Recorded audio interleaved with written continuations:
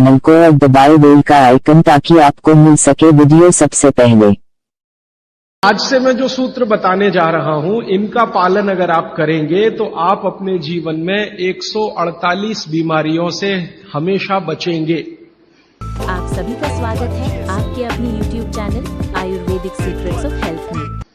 और भागवती जी का ये कहना है कि बीमारियों से बचना बहुत महत्व का है बनिस्बत की बीमारियों का इलाज करना।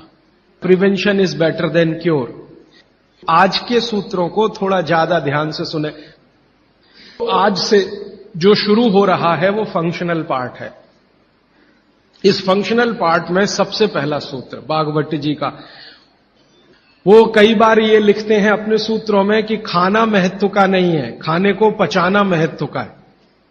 क्योंकि भोजन पचेगा तो रस बनेगा, उसी रस में से मांस, मज्जा, रक्त, मल, मूत्र, वीर्य, मेद ये सब बनेगा, अस्थियां बनेंगी और वही आपके शरीर के लिए आगे जीवन में काम आएंगे। पहला सूत्र भोजनांते विषम वारी। इसका सीधा सा अर्थ है भोजन के अंत में पानी पीना विष पीने के बराबर है। सूत्र ये है भोजन अंते माने भोजन के अंत में, भोजनांते विषम वारी। विष समझते हैं आप जहर, जहर जैसा क्या है? पानी। सूत्र उतना ही है। समझने के लिए मैं आपको बहुत उदाहरण दूंगा ताकि आप जल्दी पता कर पाएं। भागवती जी ने एक सूत्र में यह कहा है कि हमारा जो शरीर है इसका जो मुख्य स्थान पेट है, इसमें एक स्थान होता है पेट के अंदर नाभि, लेफ्ट साइड में नाभि से थोड़ा ऊपर जहां मेरा हाथ रखा हुआ है, इस स्थान को कहते हैं जठर। संस्कृत में कहते हैं जठर, हिंदी में कहते हैं आमाशय, अंग्रेजी में चाहे तो एपिगैस्ट्रिकम। भागवती जी कहते हैं कि इसमें अग्नि प्रदीप्त होती है, जठर अग्नि, जठराग्नि। और भोजन जो कुछ भी आप करते हैं वो पहले जठर में ही जाता है। यह है महत्व की बात। आपने रोटी का पहला टुकड़ा मुंह में डाला और जैसे ही टुकड़े को चबाना शुरू किया, लार बनना शुरू हुआ, तुरंत अग्नि प्रदीप्त हो जाती पहले ही टुकड़े में। तो ये अग्नि प्रदीप्त हुई। अब आप जो भोजन कर रहे हैं ये इस अग्नि के प्रभाव में पचेगा। तो भोजन के पचने की क्रिया में पहले भोजन रस में बदलेगा। पहले पेस्ट बनेगा, जैसे टूथपेस्ट की कंडीशन होती है वैसा बनेगा, लुगदी जैसा। फिर उसमें से रस बनेगा, फिर रस में से सब कुछ बनेगा। अब ये अग्नि भोजन को पचा रही है और आपने भोजन पूरा करते ही पानी पी लिया, गट गट गट गट गट गट, तो क्या हुआ? अग्नि शांत हो जाएगी। अग्नि का पानी से मेल नहीं है, दुश्मनी है। तो आपके पेट में खाना खाते ही अग्नि जल रही है। अब आपने पीछे से गिलास, 2 गिलास पानी पी लिया। कोई कोई लोग तो लोटा भर के पी लेते हैं, कई लोग तो भोजन से ज्यादा पानी पी लेते हैं। तो फिर भागवती जी कहते हैं भोजन पचेगा नहीं, वो सड़ेगा। वो कहते हैं कि भोजन अगर सड़ना शुरू हुआ तो सबसे पहले गैस बनेगी, वायु बनेगी, और ये वायु आपकी जिंदगी हराम कर देगी। और ये वायु की तीव्रता जब बढ़ेगी तो गले में जलन होगी, छाती में जलन होगी, पेट में जलन होगी। तो ये वायु पूरे शरीर में घूमेगी तो सिर घूमेगा, आपको चक्कर आएंगे, सिर में दर्द होगा, पीठ में भी दर्द हो सकता है, हृदय स्थान पे भयंकर दर्द हो सकता है। कई बार तो इतना दर्द होता है कि आपको लगेगा कि हार्ट अटैक आ गया, लेकिन वो वायु का दर्द है, हार्ट अटैक नहीं। और ये जो वायु बनी भोजन के सड़ने से, इसी वायु में से भागवती जी ने सूची बनाई है कि 103 रोग पैदा होंगे। 103। सबसे पहला रोग है उसमें एसिडिटी, हाइपर एसिडिटी। ज्यादा दिन अगर आपने ये चक्कर चलाया पानी पीने का तो अल्सर, पेप्टिक अल्सर, बवासीर, मूलव्याध, भगंदर, और अंत का एक रोग है कैंसर, कर्क रोग। माने एसिडिटी से शुरू होकर आप कैंसर तक की यात्रा कर सकते हैं। और बाद में भागवती जी कहते हैं, वो भी बता देता हूं, वो दूर का सूत्र है लेकिन यहीं पे ले आता हूं उसको, कि आपका जो भोजन सड़ेगा तभी कोलेस्ट्रॉल बनेगा। अगर भोजन का पाचन हुआ तो कोलेस्ट्रॉल शून्य रहता है। आप जानते हैं शरीर में दो तरह का कोलेस्ट्रॉल है, एक गुड और एक बैड। अच्छा कोलेस्ट्रॉल माने एचडीएल, हाई डेंसिटी लिपोप्रोटीन। खराब कोलेस्ट्रॉल माने एलडीएल और उसका छोटा भाई VLDL, very low density lipoprotein. जिनको कोलेस्ट्रॉल बढ़ रहा है या बढ़ा हुआ है वो ध्यान दें, उनको भोजन पच नहीं रहा, उनका भोजन सड़ रहा है। तो कोलेस्ट्रॉल बढ़ेगा तो हार्ट अटैक भी आएगा, कोलेस्ट्रॉल बढ़ेगा तो घुटने भी जड़ हो जाएंगे, सारी संधियां आपकी एकदम कड़क हो जाएंगी, आपको चलना फिरना मुश्किल हो जाएगा, 10 कदम चलना मुश्किल हो जाएगा। तो वो ये कहते हैं कि जब 103 बीमारियां एक छोटी गलती से आती हों तो वो गलती कभी करना नहीं। अब जैसे ये सूत्र पूरा हुआ तुरंत आपके मन में प्रश्न आएंगे कि पानी कब पीना। तो भागवत जी कहते हैं कि कम से कम 1.5 घंटे के बाद पानी पियो। अब ये जो 1.5 घंटे का कैलकुलेशन है ये क्या है? ये भागवत जी कहते हैं कि जो आपने खाया वो आपके जठर स्थान में 1.5 घंटे तक अग्नि के प्रभाव में रहता है, 1.5 घंटे तक।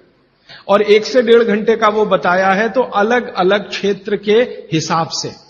अब मान लीजिए उत्तरांचल का कोई आदमी इसी सूत्र को पढ़ेगा तो उसको तो अग्नि का असर 2 से 2.5 घंटे रहेगा, पहाड़ वाला। लेकिन आपके लिए मैं बात कर रहा हूं तो 1 से 1.5 घंटा, ठीक है। अब तुरंत आपके मन में सवाल आएगा, भोजन के बीच में पीना कि नहीं पीना, और भोजन के पहले पीना कि नहीं पीना। वो ये कहते हैं कि भोजन के पहले पानी पीना तो कम से कम 40 मिनट और अधिक से अधिक 1 घंटा। आपको सीधा सा हिसाब बताता हूं, 10 बजे खाना अगर खाना चाहते हैं तो 9 बजे से लेकर 9:20 तक आप चाहें उतना पानी पी सकते हैं। और बीच में पीना कि नहीं, वो कहते हैं कि अगर आपके भोजन में 2 अन्न हैं, दो अन्न माने एक रोटी खा रहे हैं आप, वो गेहूं है, और दूसरा चावल खा रहे हैं, तो चावल और गेहूं 2 अन्न है। एक अन्न की पूर्ति पूरी हुई और दूसरे की शुरू होने वाली है, तो बीच का जो जंक्शन पॉइंट है इस पे पानी पीना। मतलब इसका सीधा है, रोटी पूरी हो गई, अब आप चावल खाने की तैयारी कर रहे हैं, तो रोटी खाने के बाद चावल खाने से पहले आप जरूर पानी पीना। लेकिन मात्रा कितनी? तो वो कहते हैं 2 या 3 घूंट, इतना ही। उसके बाद जब दूसरा अन्न आपने शुरू कर दिया फिर नहीं, फिर तो पूरा आप भोजन ही करके उठिए। अब आप भोजन कर लिया तो गला साफ करने के लिए थोड़ा 1-2 घूंट और पी लेना, गला साफ करने के लिए। अब आपके मन में तुरंत एक प्रश्न आएगा कि भोजन के अंत में क्या पीना, फिर पानी तो नहीं पीना, 1.5 घंटे तक तो नहीं पीना, तो कुछ पी सकते हैं। तो भागवत जी ने 3 चीजें बताई हैं, उसके लिए पूरा सूत्र लिखा है कि भोजन के अंत में सबसे अच्छी चीज जो पीने के लिए है वो है छाछ, वो है मट्ठा, दही का तक्रम। लस्सी पीने के लिए नहीं कह रहे, मक्खन रह गया तो वो लस्सी, तक्रम की बात है। दूसरी सबसे अच्छी चीज उन्होंने बताई है वो है दूध, और तीसरी सबसे अच्छी चीज बताई है फल का रस। जिस मौसम में जो फल आता है उसका रस, माने मौसम के विरुद्ध के फल नहीं। आज का मौसम आम का नहीं है तो आम का रस अभी पिए तो नहीं चलेगा। तो आप ये कहें कि कोल्ड स्टोरेज से लाया हुआ संतरा और उसका रस निकाला या मौसमी का रस, ये सर्वनाश करेगा, सत्यानाश नहीं, सर्वनाश करेगा। अब इसमें आगे एक सूत्र है वो बहुत महत्व का है। भागवत जी कहते हैं मट्ठा या छाछ कब पीना, दूध कब पीना, रस कब पीना। तो सुबह के भोजन के बाद जूस, भागवत जी ने नाश्ता शब्द कहीं नहीं इस्तेमाल किया है। सुबह का भोजन आप उसको नाश्ता कैसे, दोपहर के भोजन के बाद मट्ठा और रात के भोजन के बाद दूध। और वो ये कहते हैं आगे के सूत्र में कि इनका क्रम उल्टा सीधा मत करना कभी, कि हमारे शरीर को मट्ठे का पाचन होने के लिए जो रस की जरूरत होती है, रस माने एंजाइम, जो एंजाइम या रस की जरूरत होती है वो दोपहर को ही होते हैं पेट में। इसी तरह हमारे शरीर में दूध का पाचन होने के लिए जो रस की जरूरत पड़ती है या एंजाइम की जरूरत पड़ती है वो सूर्यास्त के बाद ही होते हैं, और जो रस और एंजाइम की जरूरत जूस पचाने के लिए है वो सुबह ही होते हैं। अब आप कहेंगे हमारे बच्चे तो स्कूल जाते हैं दूध पीकर जाते हैं, तो बदल दो, जूस पिलाकर भेजो। और आप कहेंगे जी पिएंगे नहीं। आप जैसी आदत डालेंगे बच्चे वैसे ही होने वाले हैं, क्योंकि बच्चे अपने से कुछ नहीं सीखते, वो आपका सिखाया हुआ है सारा कुछ। समझ जाएंगे तो उनकी भी जिंदगी में ये परमानेंट हो जाएगा। अभी इसके आगे का सूत्र। तो पानी कैसे पिए? तो हमारे यहां पानी पीने के बहुत तरीके हैं। लोटा मुंह से लगाया, गट गट गट उतार लिया। गिलास मुंह से लगाया, गट गट उतार लिया। तो बागवती जी कहते हैं नहीं, ये तरीका बिल्कुल गलत है पानी पीने। वो कहते हैं कि पानी को चुस्कियां ले लेकर पिए। जैसे आप गर्म दूध पीते हैं ना, बागवती जी बिल्कुल उसके समकक्ष रखते हैं। अब ये क्यों? आप एक साथ पूरा पानी उतारें गले के नीचे और एक एक घूंट पानी उतारें गले के नीचे, दोनों में जमीन आसमान का अंतर है। क्या अंतर है? हमारे पेट में भोजन को पचाने के लिए अग्नि होती है और इस अग्नि को तीव्र करने के लिए अम्ल होता है। अम्ल, एसिड प्राकृतिक रूप से बनता है। और मुंह में क्षार बनता है जिसको लार कहते हैं आप। लार, स्लाइवा, सेलिवा, लार, लाला रस, अलग अलग नामों से आप जानते हैं। तो मुंह में बनती है लार, ये है क्षार, और पेट में बनता है अम्ल। आप थोड़ा भी अगर विज्ञान जानते हैं तो आप जानते हैं कि क्षार और अम्ल को मिलाओ तो हो जाता है न्यूट्रल। और न्यूट्रल का मतलब जिसका पीएच 7 है। ये जो पानी है ना, पानी, ये ना अम्ल है ना क्षार है, ये न्यूट्रल है। तो बागवती जी कहते हैं कि पेट आपका अक्सर पानी के जैसा रहे तो बढ़िया। और जिनका पेट पानी के जैसा, माने पेट की अम्लता ना बढ़े और पेट का क्षारपन भी ना बढ़े, पीएच 7 के आसपास रहे, तो बागवती जी कहते हैं ऐसे व्यक्ति को 100 से ज्यादा वर्ष जीने की पूरी गारंटी है, बिना एक भी दवा खाए और बिना चिकित्सक के पास जाए।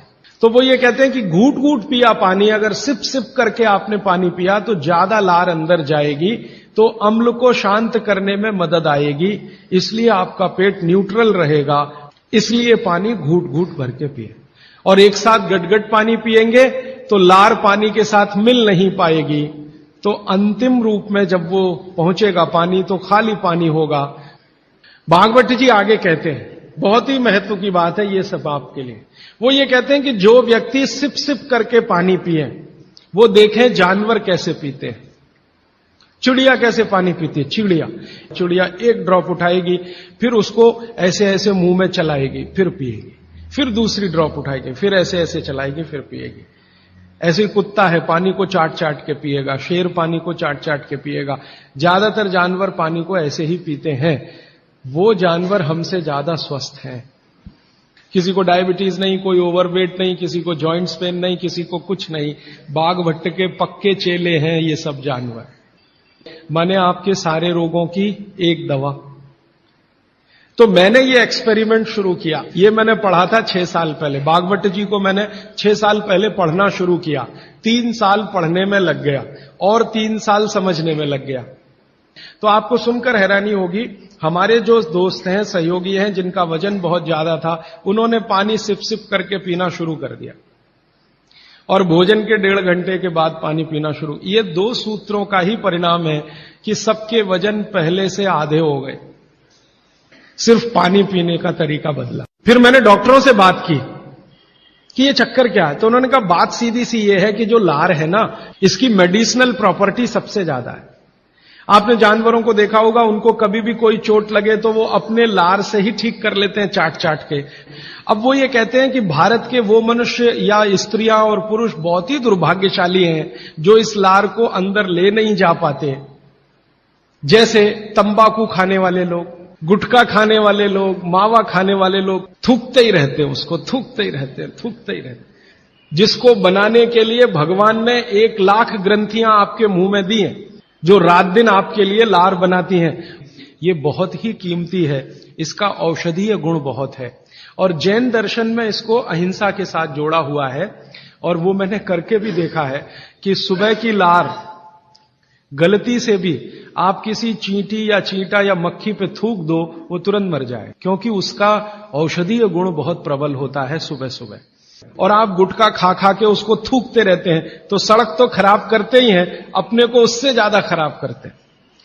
तो मेरी हाथ जोड़कर विनती है कि आप में से कोई लार थूकने वाला हो, थूकने वाला आदमी, ये तो भागवत जी की डिक्शनरी में नहीं है।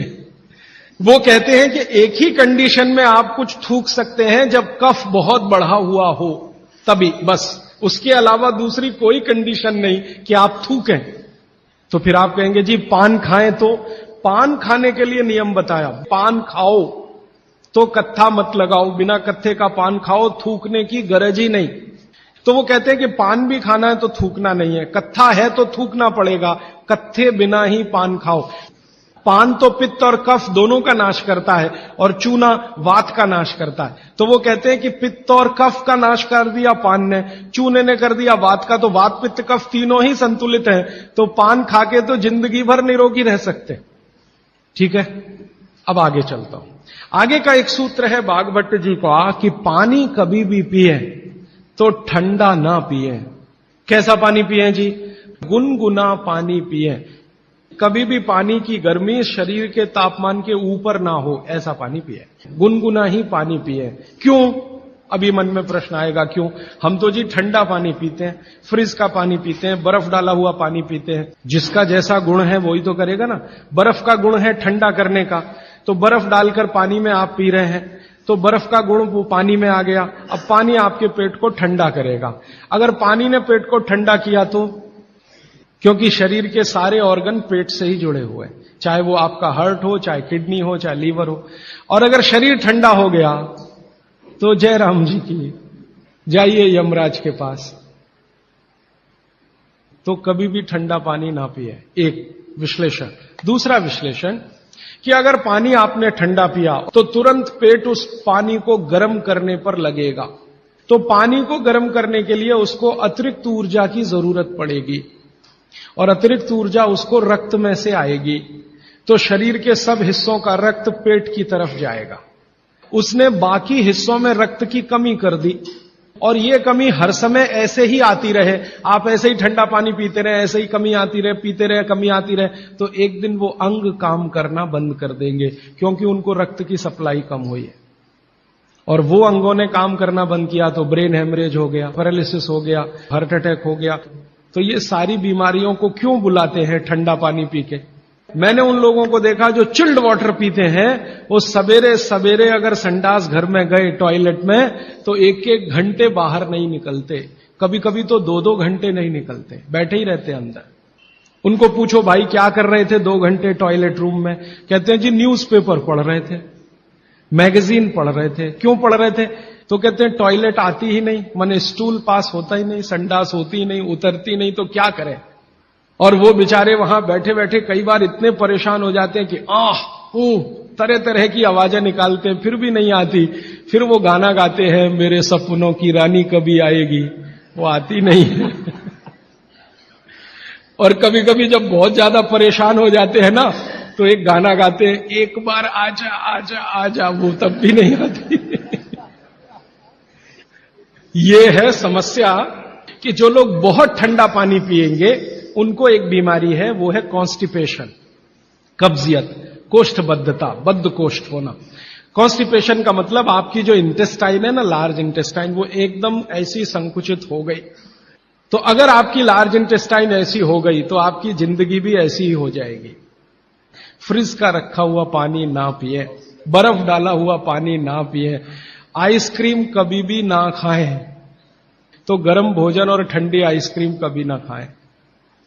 अक्सर मैं शादियों में, बारातों में जाता हूं तो वहां मैंने देखा है कि भोजन गर्मा गर्म कराएंगे, अंत में आइसक्रीम जरूर खिलाएंगे। सर्वनाश, बुला बुला के हमारा सत्यानाश करते हैं। ना मरो तो जल्दी मर जाओ, ऐसा आजकल आतिथ्य इस देश में चल रहा है। पहले कहते थे अतिथि देवो भव, अभी अतिथि दुश्मन भव। अभी चौथा सूत्र, आज का आखिरी सूत्र। भागवत जी कहते हैं कि सुबह का जीवन आपका जब शुरू होता है तो दिन की शुरुआत में सबसे पहले पानी पिए। दांत धोए बिना पानी पीना, मुंह धोए बिना पानी पीना, कुल्ला किए बिना पानी पीना। कारण उसका यह है कि रात भर जब आप सो रहे थे तो शरीर की सारी क्रियाएं तो शिथिल हो जाती हैं, लेकिन ये लार बनने की क्रिया ज्यादा शिथिल नहीं होती, ये चालू रहती है। तो रात भर आपने लार बनाई है, मुंह में जगह जगह जमा है, वो अंदर जाना बहुत जरूरी है, क्योंकि वो बेशकीमती है। तो सुबह सुबह जो लार बन रही है ये अंदर जानी ही चाहिए, इसलिए बिना कुल्ला किए पानी पीने का नियम है। इसी को ऊषापान कहा जाता है। तो सुबह उठते ही पानी पिएं। कितना पिएं जी? बुजुर्गों के लिए 2 गिलास, बच्चों के लिए, और 3 गिलास आपके उम्र के लोगों के लिए। कम से कम इतना पानी पिए। भागवती जी ने ये जो कहा ना सुबह की लार बहुत कीमती होती है, मैंने इस पर थोड़े कुछ एक्सपेरिमेंट किए पिछले एक आध साल। बहुत सारे कुछ पेशेंट ऐसे हैं जिनको डायबिटीज है, और डायबिटीज की कंडीशन में आप जानते हैं कि कोई घाव हो जाए, घाव तो जल्दी भरता नहीं। मैंने उनको दवाएं बंद किया होम्योपैथी का। फिर मैंने कहा भैया, भागवती जी ने कहा कि सुबह की लार बहुत कीमती है, तुम ऐसा करो सुबह उठते ही जो लार है ना उसको लगाओ तुम्हारे घाव पे, और आप देखेंगे चमत्कार। 15 से 20 दिन में घाव भरना शुरू, 3 महीने में बिल्कुल बराबर।